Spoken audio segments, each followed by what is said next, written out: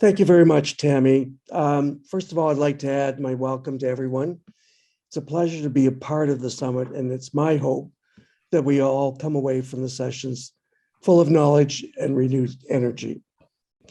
First up, I'd like to invite Giselle Contaste, a member of the Realized Speakers Bureau, to open the day with a few words. Giselle Contaste is a chartered professional accountant and audit and risk professional. In 2018, 7 years after the onset of the first symptoms, Giselle was diagnosed with severe depression. This, together with the George Floyd killing, birthed in Giselle a passion for equity, diversity, and inclusion.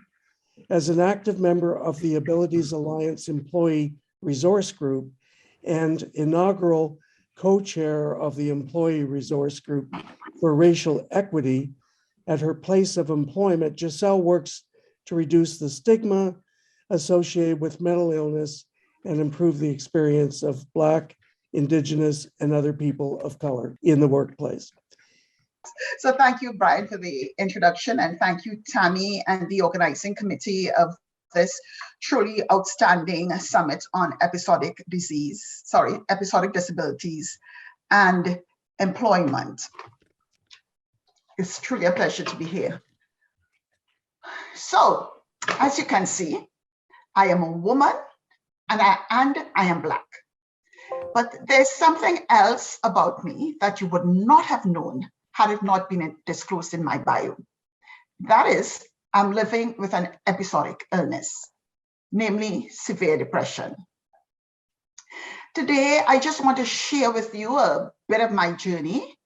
That is the journey of an individual existing within the sectionality of being a woman, Black, and immigrant with mental health issues, navigating the Canadian work environment. It is a journey of both pain and triumph. So let's go back to 2010. At this time, I've been living in Canada for about 8 years, living the immigrant's dream.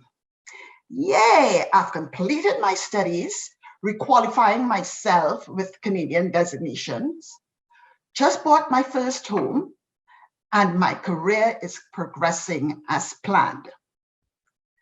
But suddenly I begin feeling this overwhelming sense of sadness.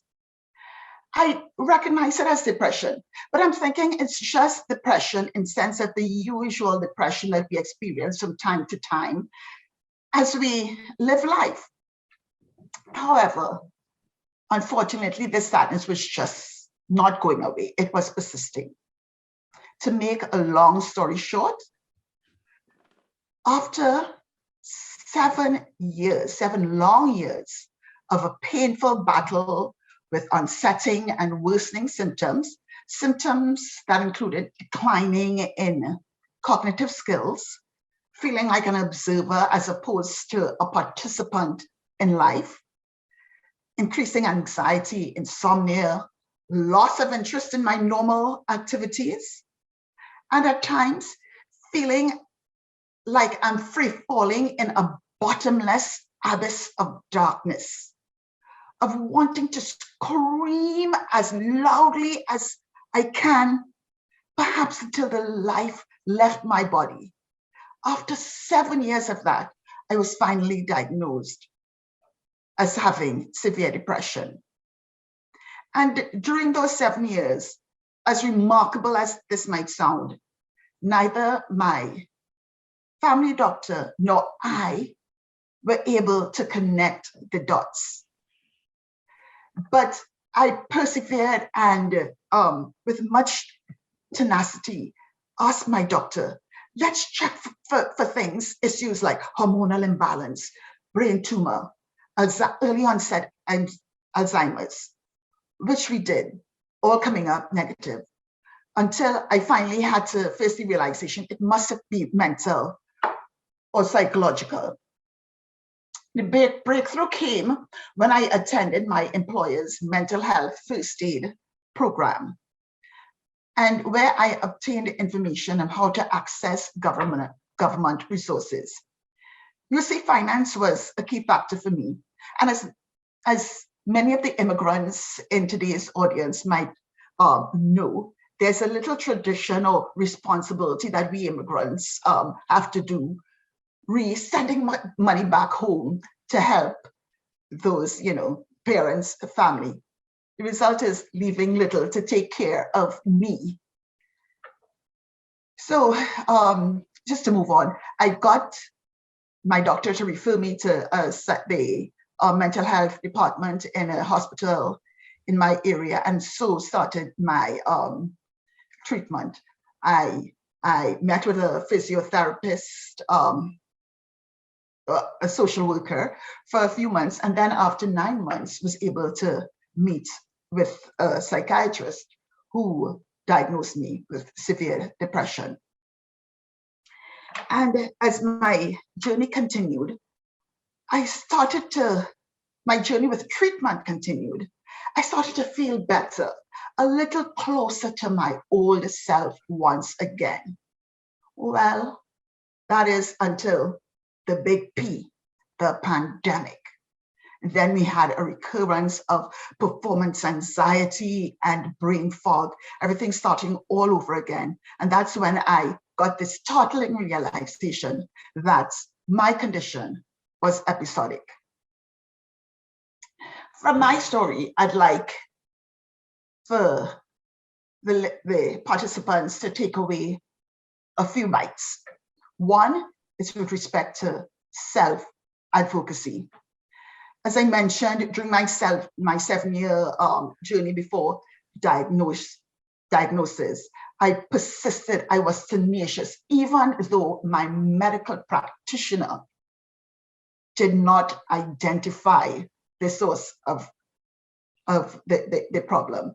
So again, it speaks to, the preparedness of medical practitioners, general practitioners really, to deal with mental health cases, as well as my family and friends, as I disclosed somewhat of what was happening to me with them, as well-meaning as they were, telling me there was nothing to worry about, trying to comfort me.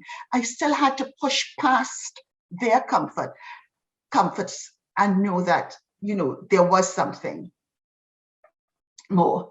As well, I was able to seek out information that would help me. The mental health program, that first aid program that I mentioned, was actually offered to managers to help identify mental health issues in their direct reports. But I knew I needed the information for me. So self-advocacy is key. The next thing was disclosing to family, friends, and my senior manager, director, VP, progressively. And of course, it wasn't without fear and trepidation of being judged as weak, or fear of the stigmas that are attached to mental illness, as well as the real fear of losing my job, or even being somewhat victimized or targeted on the job. Those were real. But what I can tell you, I waited until I sensed it was time. The time was okay for me to disclose. And I can tell you about how freeing and liberating it was. It was as though a weight was lifted off my shoulder. And I once saw a quote that I'd like to say here, to present here, that there is nothing more tiring than having a mental illness than trying to hide the fact you do. The final piece would be about workplace accommodation.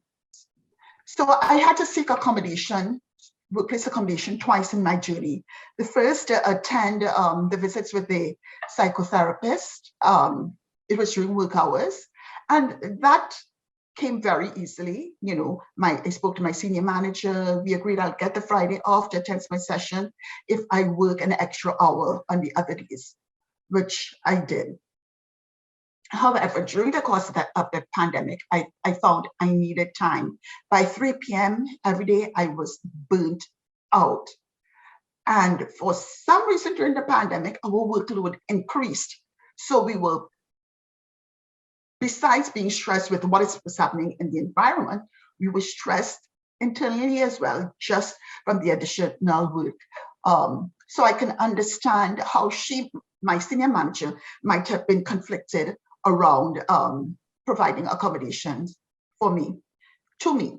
So basically what I had to do, again, be my own advocate. I did my research within the company as to what was available around accommodations. I found a document that was dated, and unfortunately, all of the stories presented where accommodation was granted were of white colleagues with disabilities. Not very comforting to me. So I reached out to our newly established equity officer. The manager there was a white woman with a Black immigrant husband. So she was pretty knowledgeable of the constraints. And she then referred me to a Black senior manager in the health and safety group, who was then, able to tell me, but it's totally at my manager's discretion and authority to grant me reduced hours or flexible hours. But she said, you know what?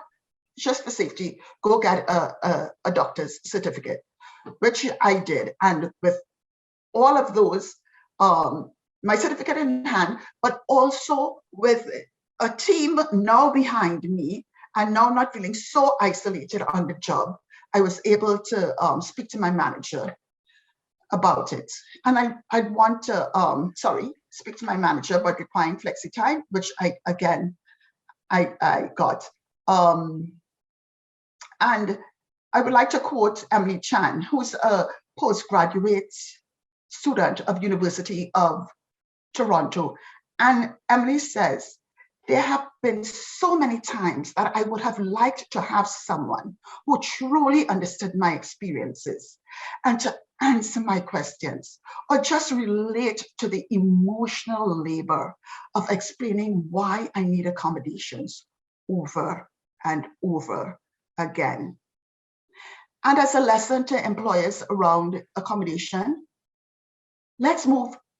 I see we're having a topic later today, moving from research to practice to policy.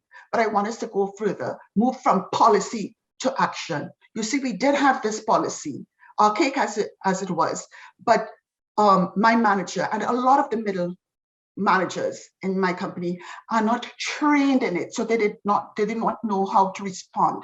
They do not know how to respond with empathy. So the messaging around accommodations need to be continuous. There needs to be continuous training of the middle managers, who are the ones dealing primarily with most of the staff. And an item that I'm particularly proud of regarding my advocacy,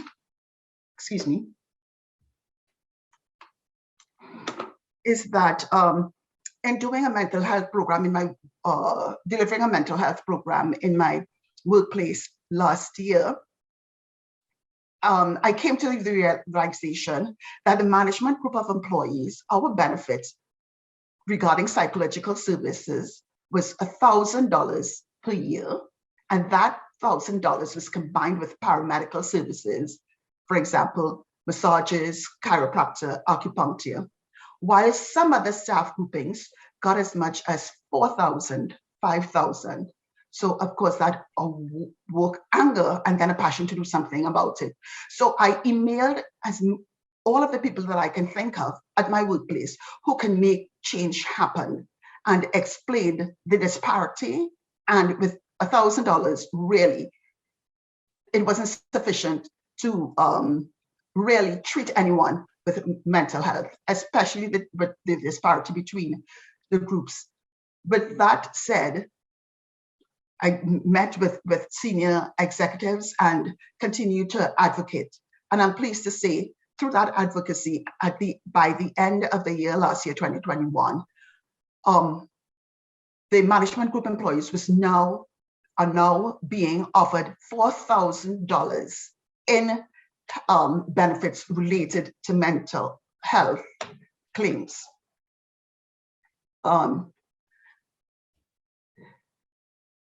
To conclude, in my workplace, it's still a voyage of learning, discovery. So for example, even on Friday, I have an appointment with the senior manager of health and wellness,